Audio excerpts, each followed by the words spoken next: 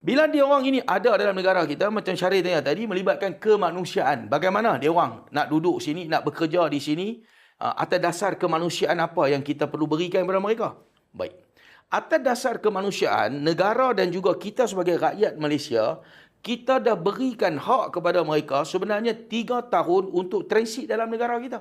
Itu adalah dasar kemanusiaan yang Malaysia bagi.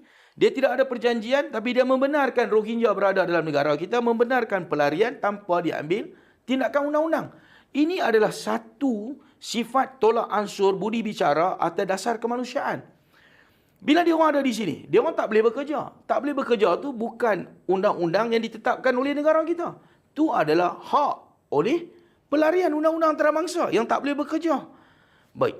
Bila dia tak boleh bekerja, dia duduk dalam negara kita, dia nak makan apa? Dia tak boleh makan, dia nak sewa tempat tinggal apa? Dia tak boleh sewa tempat, dia tak boleh sewa, dia tak ada tempat tinggal. Dia terpaksa bekerja. Apabila dia terpaksa bekerja, dia telah mengambil hak rakyat Malaysia dengan bekerja. Dan dia ada di kalangan dia orang ni buka perniagaan. Bila dia orang buka perniagaan, dia orang telah mengambil hak rakyat Malaysia dalam perniagaan. Bila dia orang menggunakan subsidi, dia orang mengambil subsidi rakyat kita. Ini yang berlaku sebenarnya. Apa fungsi UNHCR?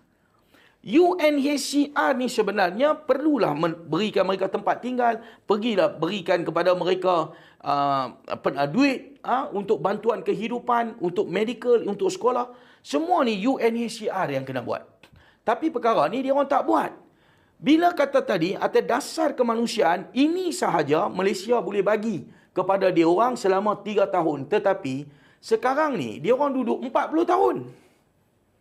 Macam mana lagi kita tak nak bagi lagi atas dasar kemanusiaan? Kita tak tangkap atas dasar kemanusiaan. Kita biarkan dia orang ada dalam negara kita atas dasar kemanusiaan.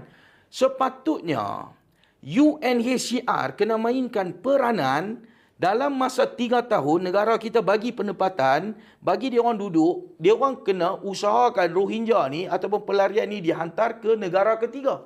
Sebab apa dia orang tak hantar ke negara ketiga?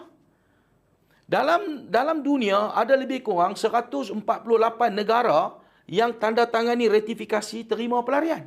Tapi kenapa negara kita ni menjadi tempat lambakan pelarian? Dan kenapa kita nak dituduh atas dasar kemanusiaan? Ini negara dah bagi, rakyat dah bagi, kita dah setuju. Tapi UNHCR tak mainkan peranan dalam menangani isu melibatkan hak kemanusiaan ini sekarang.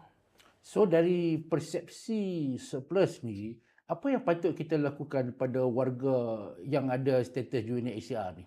Okey. Bila negara lain pun tak ambil, UNHCR pun tak hantar, kita nak pergi hantar mereka, dia pergi mana? Sebenarnya, negara kita ada hak sebagai negara yang berdaulat. Okay. Kita ada hak kita. Okay. Apa fungsi UNHCR berada dalam negara kita? UNHCR ni menguruskan pelarian. Kita boleh tanya kepada UNHCR, apa peranan dia orang ada dalam negara kita kalau dia orang tak boleh hantar 3 tahun ke negara luar? Ini satu persoalannya. So perjanjian transit 3 tahun. 3 tahun di setiap kad tu 3 tahun. Dia ada kad tu 3 tahun untuk dia orang bagikan transit dalam masa 3 tahun.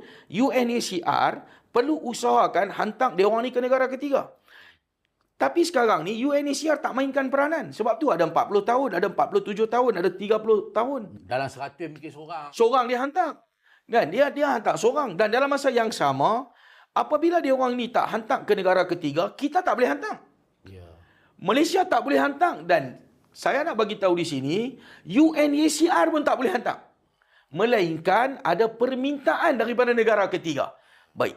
Bila tak ada permintaan, UNHCR ada di sini, dia keluarkan kad. Dan siapa yang perlu tanggung lambakan pelarian? Negara kita perlu tanggung. Rakyat perlu tanggung. Duduk dengan dalam kawasan dia orang, pekerjaan dikongsi, perniagaan dikongsi. Ini semakin hari dia akan berkembang, dia orang ini akan berkembang dan akan jadi satu gejala sosial, budaya dan macam-macam dalam negara. Hasil daripada kegagalan UNHCR ni untuk hantar dia orang ke negara ketiga. Ini sebenarnya kita perlu lihat bahawa rundingan perlu berlaku. Tekanan perlu diberikan kepada UNHCR untuk hantar dia orang ke negara ketiga saja. Bercakap tentang warga Rohingya lagi Ustaz. Kita pun sering melihat Ustaz ada masuk ke pasar Borong Selayang. Kita pun lihat ada operasi ni boleh dikatakan selalu. Tapi kenapa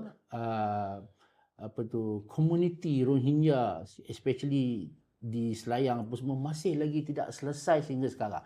Tangkap ramai, esok kita tengok ada lagi. Apa masalah sebenarnya kat sini Ustaz? Kalau daripada pandangan Ustaz. Baik, saya nak sentuh tadi atas dasar kemanusiaan. Sebenarnya kalau kita tengok, kita di surplus lah yang sedang membela hak kemanusiaan kepada etnik pelarian. Sebab kita minta dia orang ni dihantar ke negara ketiga. Apabila dia orang ni dihantar ke negara ketiga, dia orang akan mendapat hak dia orang sebagai manusia yang merdeka.